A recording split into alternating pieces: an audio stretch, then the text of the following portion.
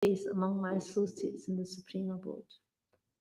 Shri Rupa Goswami Prabhupada ki jai. Shri Bhakti Samrita Sindhu ki jai.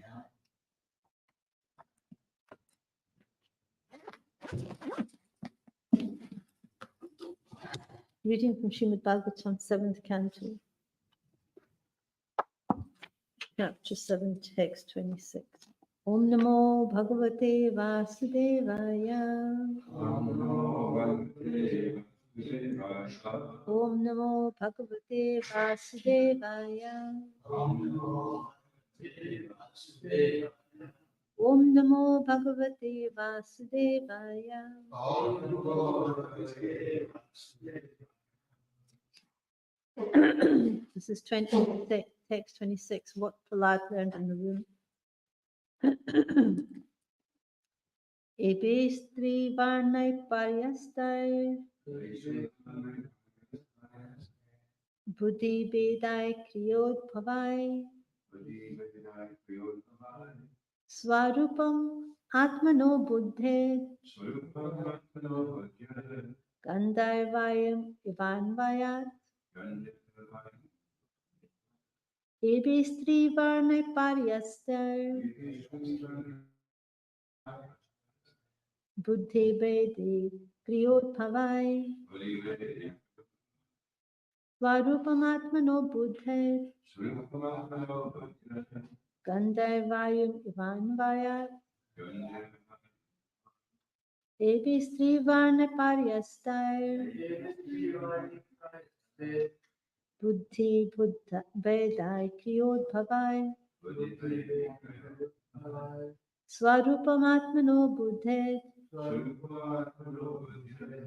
gandharvayam ivanvayat. Ebi stri varna paryastai buddhi vede kriyod bhavai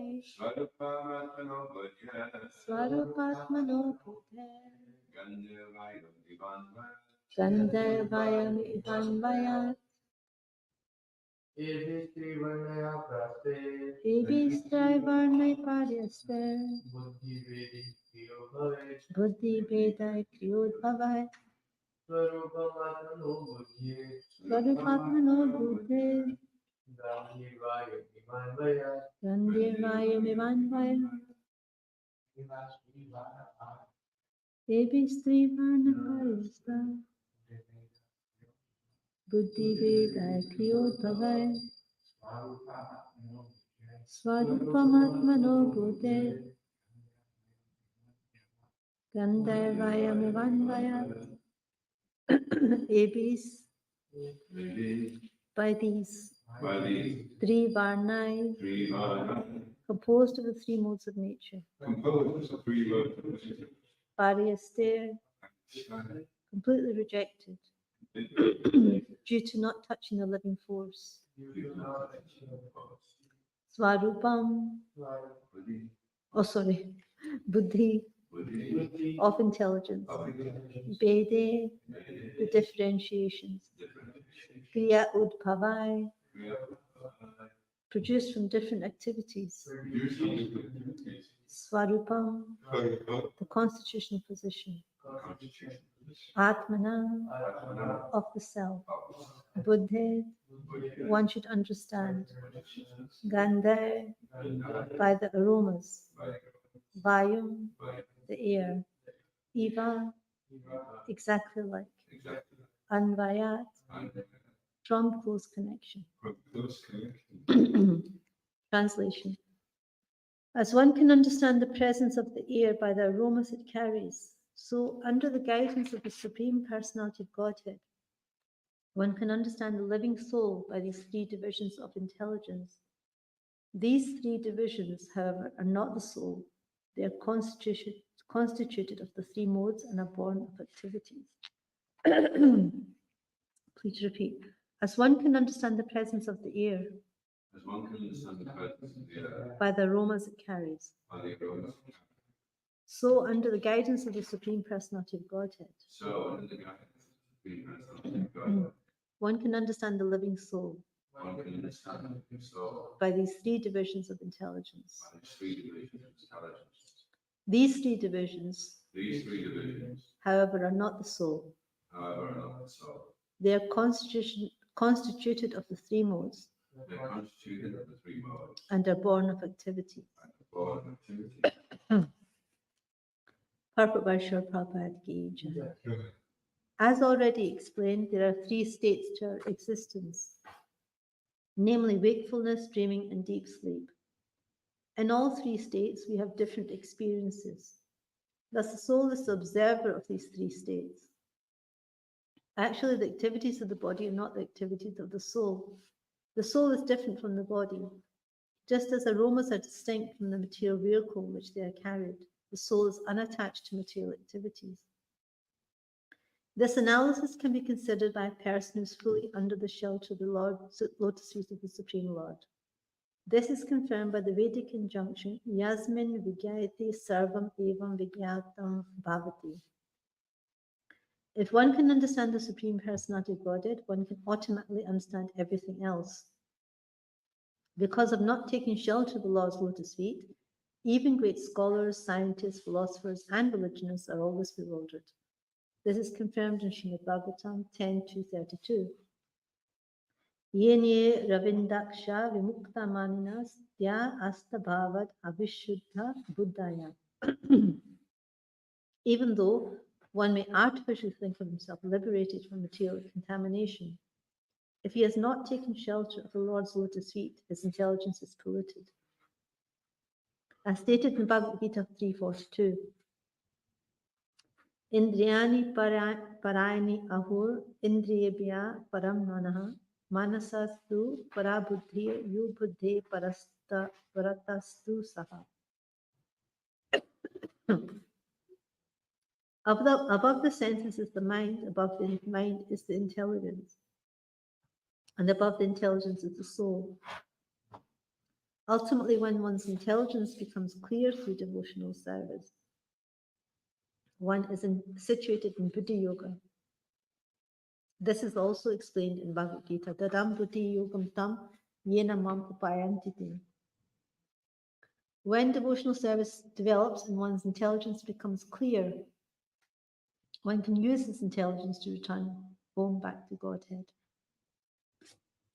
Om Jnanatimidandasya Gyananjana Shalakaya Chakshuranmritanmina Tasmai Shri Gurave Namaha. Shri Chaitanya Manubhistam Stapitam Yena Bhutale Swayam Rupa Kadamayam Dadati Swabdantam.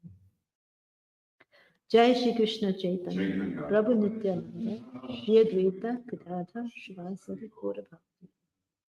Hare Krishna, Krishna Krishna, Hare Hare, Hare Rama, Rama Hare.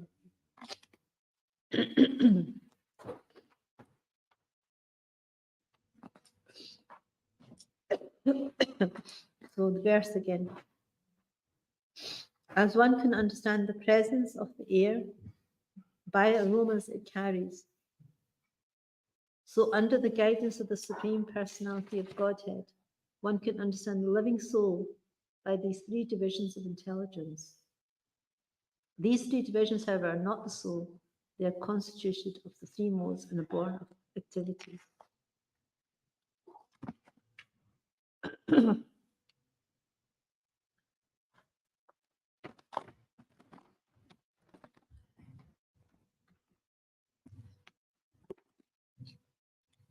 So, in these few verses, Prahlad Maharaj is describing, he's discussing the nature of the soul and the difference between the soul and intelligence and the mind. And in this particular verse, he's talking about how this intelligence has three divisions, and that the soul is actually distinct from the body, mind, and intelligence.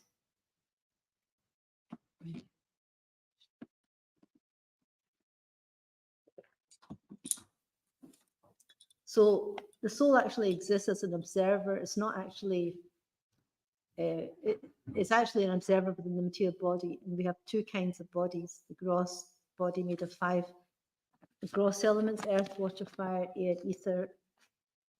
And then we also have a subtle body made of 3 elements, mind, intelligence, and false ego. So the false ego misidentifies with matter. The false ego makes the souls misidentify with matter. And then we have this illusory conception of I and mine.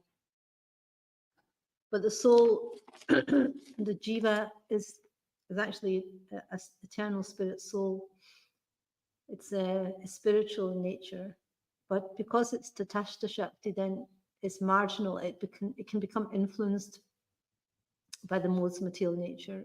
Although it's spiritual, it comes under the modes of material nature because it forgets its real position. So it's like having spiritual amnesia. So when somebody has amnesia, they forget who they are, they forget faces and places, they forget, who they actually are and their identity.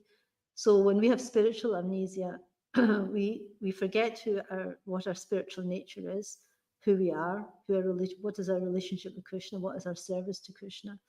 So this spiritual amnesia can be recovered by Krishna consciousness. So by Krishna consciousness, everything is revealed, who we are, what is our form, our name, our qualities, our eternal service to Krishna is revealed. This actually comes about through Krishna consciousness, and it's revealed at the stages of bhava and prema. So through this process of sadhana bhakti, we attain bhava bhakti, and these things can be revealed at that stage. So this stage is beyond this 3 stages of intelligence that's stated here. So the three states of intelligence are wakefulness, sleep, and deep sleep. So wakefulness is when we are awake, we are doing all our activities, and we're conscious. And the sleep is when we're sleeping and we're dreaming, and we're not really conscious of our external body. And deep sleep is susupti, which is an unconscious state. So we're not actually conscious even. And the Paramatma is actually aware of all these states because it's above the modes of nature, it's transcendental. And so the jiva has got intelligence, it's endowed with intelligence, but because of the Paramatma, it's the Paramatma that actually activates our intelligence. Because Krishna says, from me comes knowledge, forgetfulness, and remembrance, knowledge, and forgetfulness. So all these 3 states, it's only because of the Paramatma in the heart that we're able to remember anything, or we're able to forget anything, or so, or to attain any knowledge is by the super soul. So as we say, the jiva is only the observer of these 3 states of intelligence, as it's explained here. And the activities of the body are not the activities of the soul. So, and it's described that just like the air is a vehicle and it's carrying an aroma, so like this, the material vehicle which we have is this body, and the soul is just being carried by the body. It's not actually the body, and it's not identifying, it's not connected to the body in that way. Just like an aroma is just being carried by the air. So because these 3 states of intelligence are under the modes of nature, then the pure soul has to actually get free from these states to understand who he really is. As long as he's under the modes of material nature, he can't actually understand who he is. So initially the soul loves Krishna, but that love's been transformed into lust because we've misused our little independence we have that's been given by Krishna out of his kindness. We've misused it. So our service attitude is actually transformed into like a propensity for sense enjoyment. So initially we have this service mentality of serving Krishna, but it's been transformed into this desire or propensity for enjoying the material world. So This polluted intelligence actually entangles the jiva in material life and the three modes of material nature. So how do we actually destroy this polluted intelligence? How can we destroy it?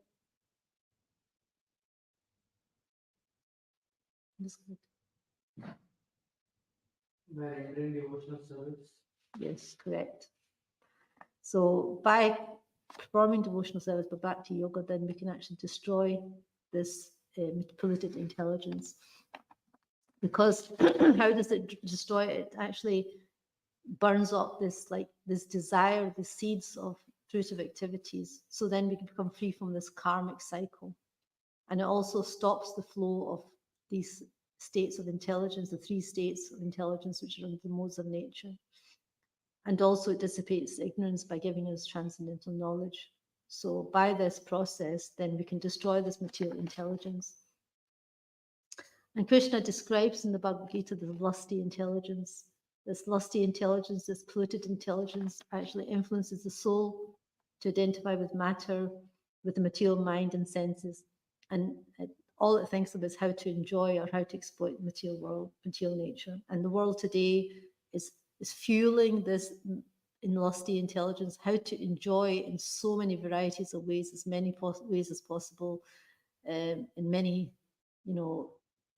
abnormal ways as possible, because they're trying to enjoy as much as they can in different ways. So this this lusty intelligence is actually fueled by today's society, today's educational system. So Krishna is describing that in the third chapter of the Bhagavad Gita, that there's three locations of this lust. Can anyone tell me who those three places are where lust resides? In the heart, mind, and in time. Oh, and the senses. Yeah, the senses, mind, and intelligence are the three places where the lust resides. That's the strategic points of the lust. And by that lust, Krishna says one's knowledge is covered, and through them lust covers one's real knowledge and bewilders him. So then Krishna describes in the next few verses how to conquer lust. Can anyone remember what is how you can conquer lust? Yes, To engage mind, intelligence, and senses in service for Krishna. Yes. So first of all, Krishna says, first we have to conquer the senses. You have to first of all, he says, by first regulating the senses, because the senses are, they're active, so they're more easier to control or conquer over than the mind and intelligence, because they're more subtle. So first the senses have to be regulated.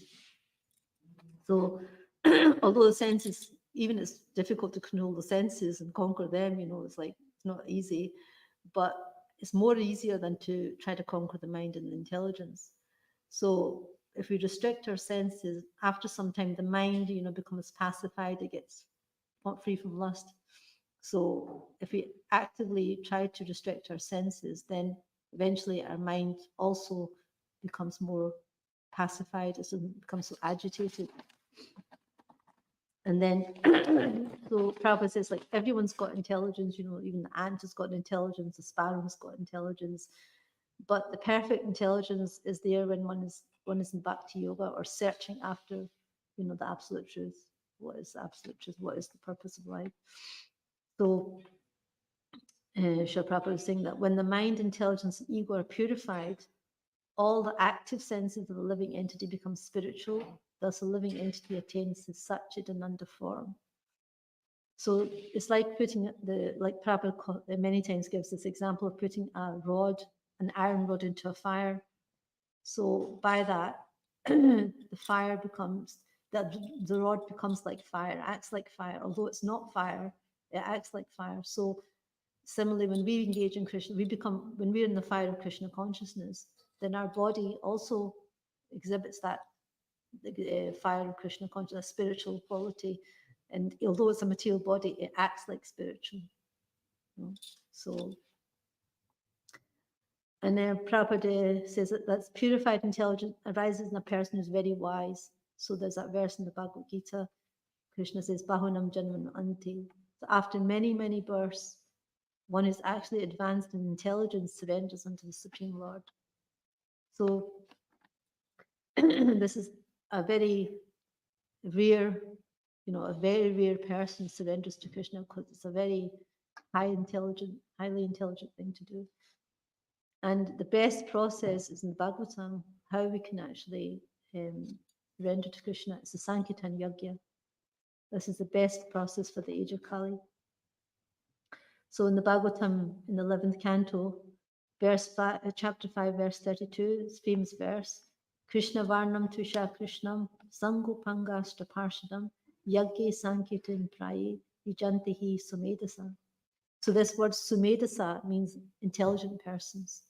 So in the age of Kali, intelligent persons perform congregational chanting to worship the incarnation of Godhead, who constantly sings the names of Krishna. Although his complexion is not blackish, he is Krishna himself.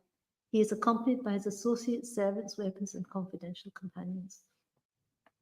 So those persons who take up the Sankirtan Yajna, the Sankirtan movement, are the most intelligent persons, according to the Bhagavatam.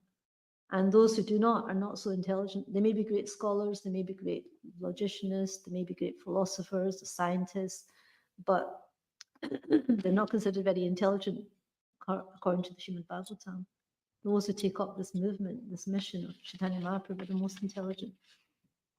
And I was listening to Shivram Maharaj, and he was saying that actually it's only by Krishna's mercy that we can take up Krishna consciousness, and we can accept that Krishna is God. And that mercy comes through the mercy of his devotees. So the devotees are the vehicle that Krishna bestows his mercy. And by the mercy of devotees, we get Prabhupada's books, we get to know how to chant the holy names, we get to know how to perform devotional service. And so, so many scholars are reading the Bhagavad Gita, but they don't accept that Krishna is God. So they don't have Krishna's mercy. So that mercy only comes through the devotees. And that's why the devotees are, so dear to Krishna, because they are giving Krishna's mercy to others. They are helping the Krishna reestablish his relationship with all the fallen souls. That relationship is established through the mercy of his devotees. So we can get the mercy of devotees through their blessings, and through them we can accept. Krishna will be obliged to accept that person, no matter how fallen they may be. If we get the mercy of a devotee, then Krishna, accepts us. So this is actually Lord Chaitanya and Lord Nityananda's mercy, that they want everyone to be delivered. They want everyone to get the mercy, no matter how fallen they are. So if we become the instruments of the Lord and help others to get that mercy, then we become very dear to the Lord. Because Krishna says, none so dear to me as those who preach my glories.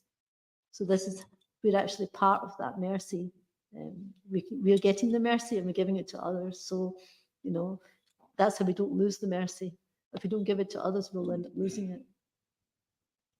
So this is actually real intelligence, to take up Krishna consciousness, get the mercy of devotees. It's actually very simple. It's not a very complicated thing, but that intelligence, that polluted intelligence can get purified very quickly by devotional service. You see devotees, when people come, they take up Krishna consciousness, they may be in a very dire state, very, very difficult situation and very distressed. But as soon as they start a very simple process of Krishna consciousness, but just by chanting Hare Krishna, everything changes. Their whole life changes. Their bodily features change. Their mentality changes. Like the whole subtle and gross body even changes. So this is like such a unique, process. And it's so simple. So simple for the simple. So that's how we need to use our intelligence. Is there any questions or comments? Do you think it would be a good idea that everybody did book distribution, even if it was just for an hour a week? So because sometimes it's difficult to do it. And we talked about this last night, that even if they just have books that are already paid for, then the books are still going out. They can still get the books out. And then as they become more confident, they can maybe ask for donations, And it's such a wonderful boost to your Krishna consciousness, even if you just give out 10, 50, or however many books. Yeah.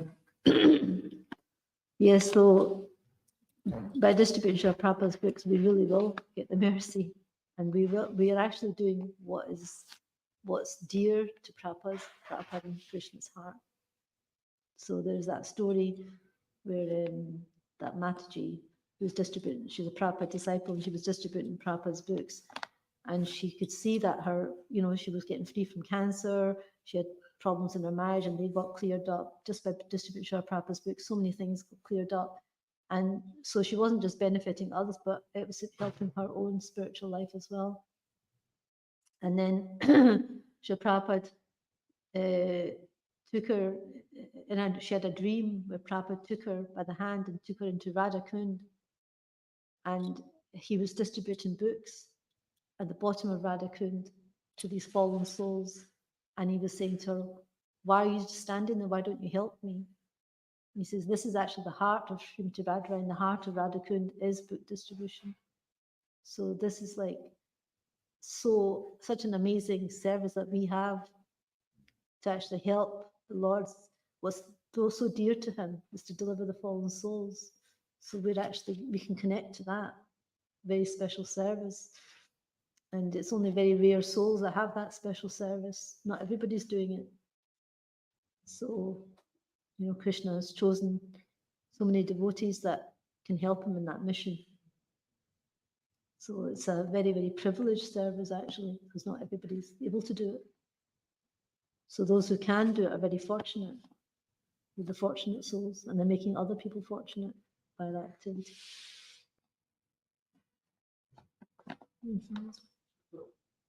On the lines of this book, this was the question I have in my mind for a while now. That if from temple everybody feels a book distribution all the temple, but we have so much things, deity worship, taking care of the farm, cooking, serving the devotees who are going on book distribution, because if there's nobody to cook, how will we survive, how will we eat, and we are at the Yeah. So everyone is actually part of the Sankirtan mission. You should go to buy my fish. Yeah. So we can either do it directly or we can back it up with our service. If you're cooking for the Sankirtan devotees, that's also service, that's helping in the Sankirtan mission. If you're doing the deity worship, that's also helping attract souls to the Lord. All the aspects of the temple are actually backing up book distribution. It should be backing up book distribution. So that means that there is equal benefit of in the temple and As long as they're backing up the Sankirtan movement, not just lazing around. They have to be solidly doing service so that it frees other devotees up to go and distribute books. So it's not just that we can stay back at the temple and just laze about. The whole point is we stay at the temple so we can help back up the Sankirtan Yagya, the Sankirtan movement. Is that okay? Anything else? Well, yeah, if you're having problems with japa or common principles or anything you discussed, and by going out and reading some books, it clears all the cobwebs away. And from what I'm seeing, the hard part of book distribution is getting them actually giving the books out. It's so difficult. So if the books are sponsored, then you can just hand them out, and if they give a donation, that's fine. And if they don't, the books still go out. You still get the benefit of passing the books out. Yeah, for those who are starting book distribution, may be easier that way to just have some sponsored books that they can distribute, and there's no pressure for them then. But even that's difficult sometimes to even distribute free books. I've tried it.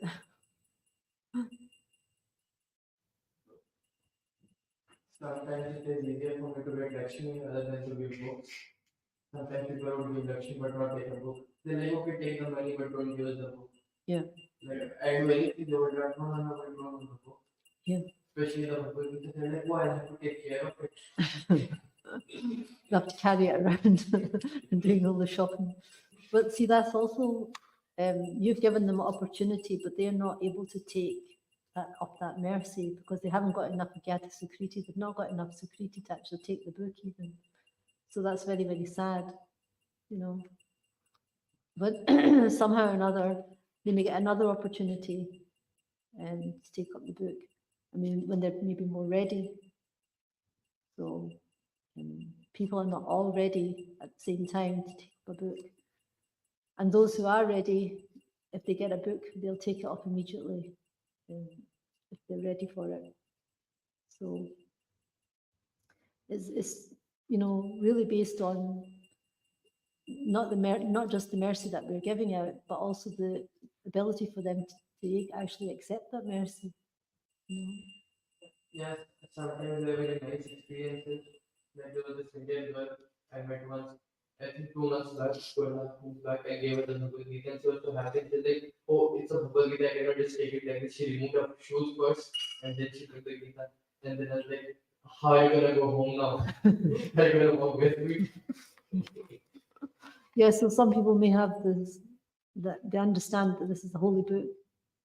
I remember when I was distributing it in this one kebab shop, and the lady said, "Oh, I need to wash my hands. I can't touch it with my hands just now," because she can understand that it's a holy scripture, so she shouldn't touch it with her dirty hands, So, but they've got some security, so they can accept that this is something spiritual, so they should respect it. But then there's others who have no idea of what the Bhagavad Gita is, and they just throw it in the bin. But even that, I remember hearing a story that this girl, she put it in the bin. She had a Bhagavad Gita and she put it in the bin. But later on, she became a devotee. So how kind is Krishna? Prabhupada said because they carried Krishna. Yeah. And so for themselves of carrying him, they kept him in the bin. Yeah. Krishna's not recognized. And then I met somebody on Sankirtan one time. I distributed some Bhagvatams, and then this man was coming along and he had a Bhagavatam in his hand. I said, "Where did you get that Bhagavatam?" He said, "I found it on the bin." So he took the Bhagavatam and he started reading it. So even when they took it to the bin, somebody else got a chance to read it, One time we were doing empty books, at the end of the day, for half an hour, we'd go around all the bins and we'd collect all the books and then we'd keep them in boxes and then send them up to the devotee that was in prison, and he would issue the books in prison. There's so many amazing stories. I remember one time I was in Stirling distributing books, and it was a late night that night to distribute books, and I met these two boys who had been in the pub, and they had found Facts for Life. That book, Facts for Life, it's like a challenge to Krishna consciousness, a challenge of Hare Krishna challenge book. So they found, somebody had ripped it up. They found some pieces of this book, took it to the pub, and then they started reading from it to everybody in the pub. You can imagine they were really fired up.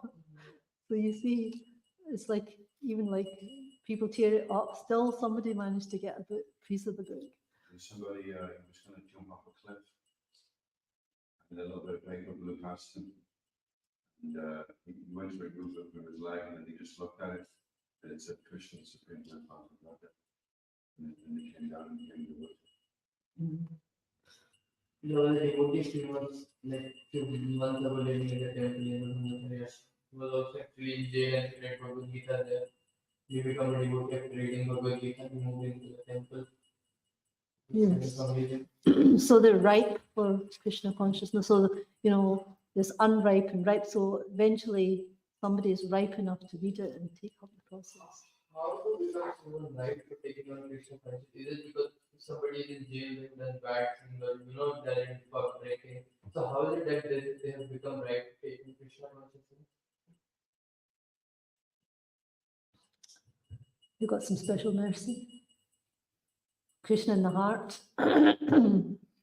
He gives the intelligence, as we see here. Krishna activates the intelligence. So even if they haven't,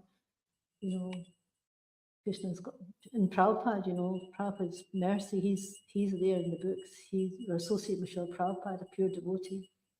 But Prabhupada's mercy, we can take it up. Do we understand, like, how does this mercy flow, or is it just random? It's causeless. There's no cause for it. Causeless mercy. Sometimes it's like Prabhupada said, somebody asked Prabhupada, what is the difference between grace and mercy or something? And Prabhupada says, when you have to work for something, and so if you want to get $100 and you have to work to get that $100, but then somebody may give you a donation of $100 saying, you just take that. That's mercy or grace. You know, so you didn't have to work for it, you just got it. I read this very beautiful line a few weeks back. That line says that Hari Guru Vaishnava, they are Patita Kapati Pavan, that they deliver the fallen souls, not the crooked souls. Yes, well, I just read recently in one of the books, it was saying that if one has committed sinful activities, one can get purified, you know, by this process. But if one has committed offences to Vaishnavas, then they have to actually go and get pardon from that Vaishnava. They can't just get delivered by just this process of reading and chanting. Just, you know, they have to actually go and apologise and ask for forgiveness. So that's like the difference, you know. So the process, we can't, you know, be crooked and just think we can get mercy. You know, we have to be simple, not non-duplicitous. Does that answer your question? Okay. And also, the mercy flows in waves. So the first wave is just Mahapunya. So people come in contact one by another, and then they guarantee the uniform. Then the next wave of mercy is once the Ayana, where they decide to embark on an auspicious journey. And then Shubham is the next wave of mercy, which is where they actually go back to God. So, you know, there may be some initial mercy, and then the next wave of mercy, and the final wave of mercy. So that can take 3 lifetimes at least.